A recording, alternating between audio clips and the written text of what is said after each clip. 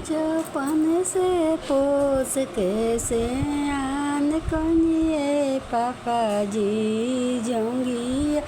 बैठा के कन्यादान कनिए पापा जी जोंगिया बैठा के कन्यादान कनिए पापा जी को बरसी भूले लिया यशोदा जी कैसे कैसे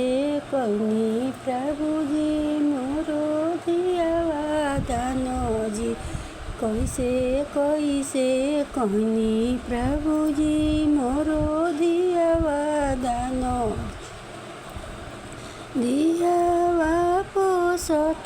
प्रभु जी बहुत दिन लागे जी दिया दान करत प्रभु जी मिनटो न लागे जी दिया दान करत प्रभु जी मिनटो न लागे जी गैया दान कहनी धनिया बछड़ा समेत जी दिया दान कहनी धनिया सोना पहिराई जी दिया दान